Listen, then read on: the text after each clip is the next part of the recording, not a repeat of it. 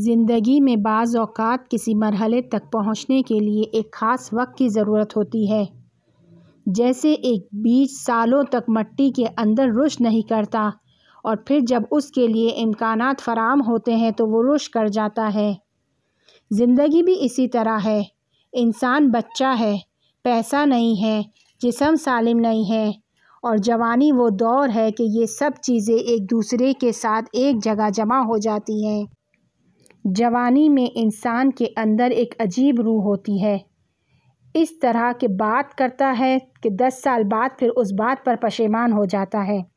جوان ہمیشہ پورے نمبر چاہتے ہیں، خود کی سوچ، فکر اور کام کو 100% صحیح سمجھتے ہیں، لیکن بعض اوقات یہ حوصلہ باعث ہوتا ہے کہ جوان ایک مقصد تک پہنچ جائے۔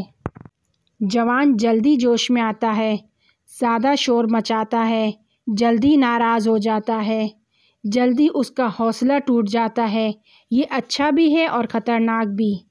اسی جگہ پر بڑوں کا تجربہ بہت اہم ہے۔ جوان کا ذہن بہت اچھا ہوتا ہے۔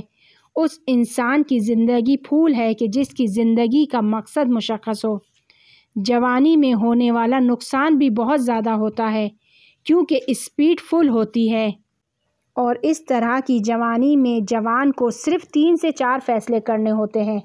اس کو صحیح انتخاب کرنا ہوتا ہے، معقول فیصلہ کرنا ہوتا ہے، بڑوں کے تجربوں سے، دوسروں کے تجربوں سے استفادہ کرنا ہوتا ہے، مشورہ کرنا ہوتا ہے، اور اگر وہ خود کے ساتھ ضد نہ کریں تو وہ بہترین فیصلوں کو انجام دے سکتے ہیں۔ ان فیصلوں میں ایک تعلیم کا فیصلہ ہے، ایک شادی کا فیصلہ ہے اور ایک کام کا فیصلہ ہے۔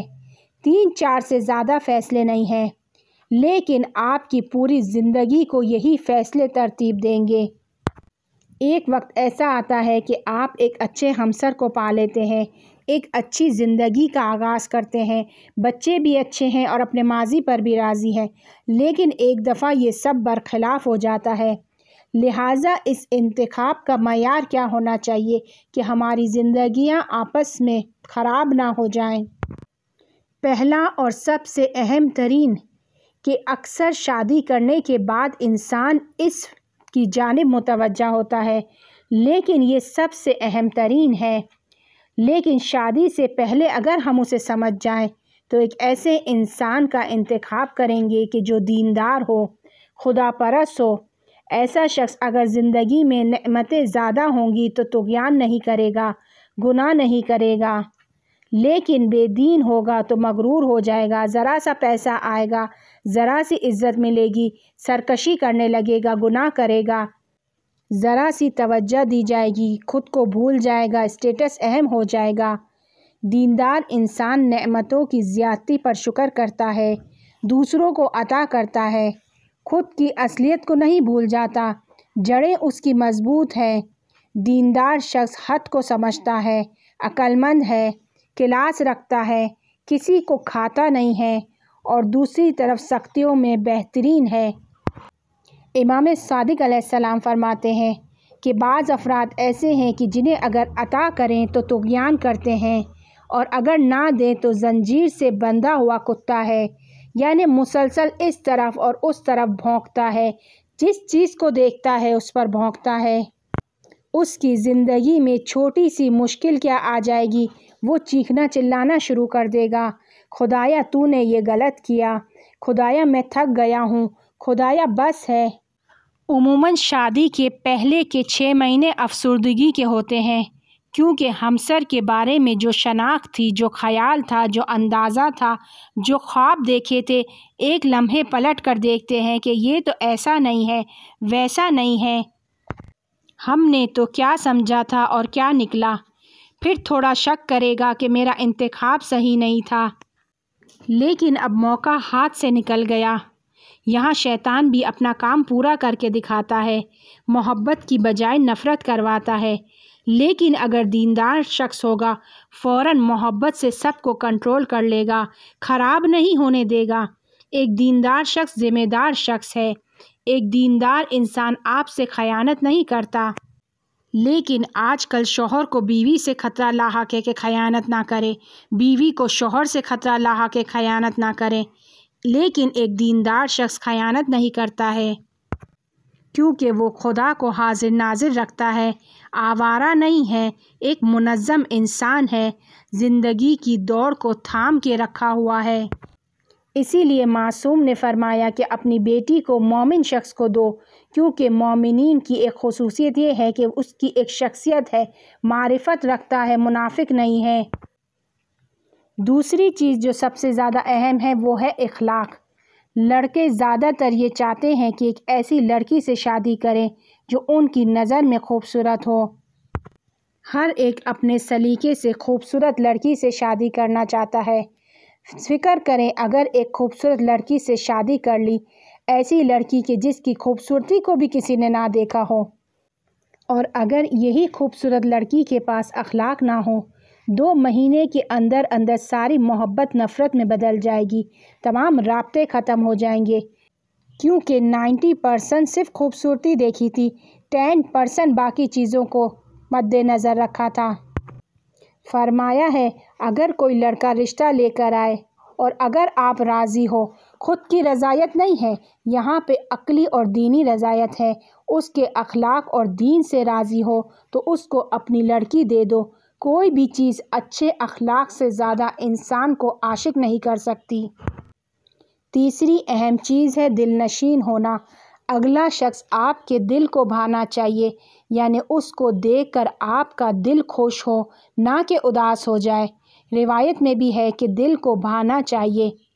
امام صادق علیہ السلام فرماتے ہیں اگر صرف اور صرف پیسوں اور خوبصورتی کو مد نظر رکھا ہے تو امام فرماتے ہیں کہ دونوں سے محروم ہو جاؤ گے، یعنی خدا ایسا کرے گا کہ وہ خوبصورتی اس کے لیے نہ رہے گی یا دونوں میں علیحدگی ہو جائے گی، کیونکہ معیار نفس تھا۔ ایسا بھی ممکن ہے کہ کوئی خوبصورت ہو، پیسہ بھی ہو، لیکن اس رشتے کی بیس جو ہے وہ ایمان اور دینداری پر برقرار کی گئی تھی، دین کو اصلیت قرار دیا گیا تھا۔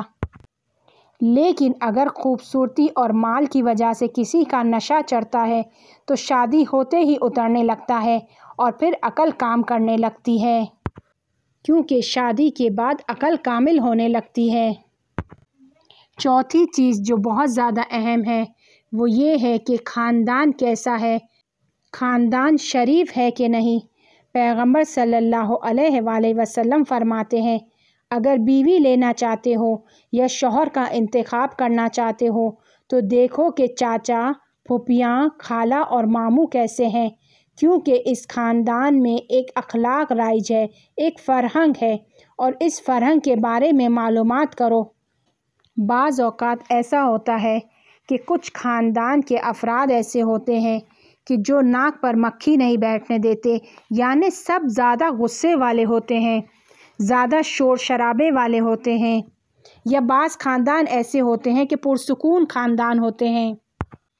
بعض اوقات ایسا ہوتا ہے کہ لڑکی دیکھتے ہیں بہت اچھی ہے، لیکن بعد میں جب ماموں کو دیکھتے ہیں تو یا خدا، کھانے پر ایک دوسرے پر پلیٹیں پھینک رہے ہیں، یا ایک جملہ کیا کہا کاٹنے کو آ جاتے ہیں، یا انسان کو کھا جانے والے ہیں۔ حلال زادے ماموں پر جاتے ہیں، پس دیکھیں کہ کس خاندان میں شادی کر رہے ہیں، خاندان میں حیا موجود ہے کہ نہیں، شرم موجود ہے کہ نہیں، شرافت، ادب، سب کا اثر ہوتا ہے۔ پانچواں، ایسے شخص کے ساتھ شادی کریں کہ جو عاقل ہو، عالم نہیں عاقل ہو، ممکن ہے ڈاکٹر ہو لیکن عقل مند نہ ہو۔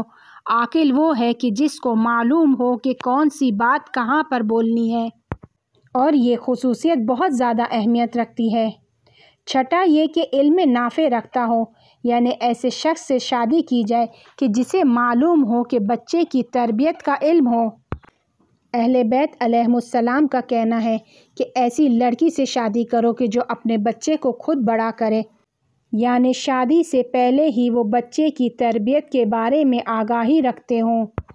ساتواں یہ کہ ہم شان ہوں، ہم کفو ہوں، جسمی، فرہنگی، معاشرتی، خاندانی توانائیاں ایک طرح کی ہوں، ایک دوسرے کے مناسب ہوں، اور اگر ایسا نہ ہو تو بعد میں مشکلات کا شکار ہوں گے۔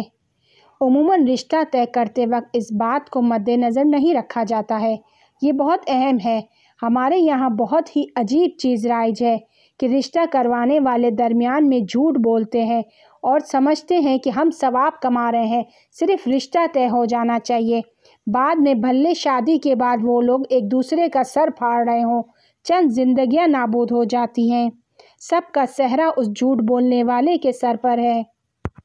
اور بعد میں جب ان دونوں کی نہیں بنتی تو عمومی بات ہے کہ ان دونوں کی نگاہیں دوسروں پر جا کر اٹکتی ہیں، گناہ میں مبتلا ہوتے ہیں۔ ان سب گناہ کا سہرا اس جھوٹ بولنے والے کے سر پر ہے۔ ایسے شخص سے شادی کریں کہ جو معاملے کو جلدی ٹھنڈا کرنا جانتا ہو، نہ کہ ضد پکڑ کر بیٹھ جائے اور چنگاری کو ہوا دے کر آگ میں تبدیل کر دے، معاف کرنے والا ہو۔ تمام معاملات میں ماں باپ کے تجربوں سے استفادہ کریں، دوسروں کے تجربوں کو مد نظر رکھیں۔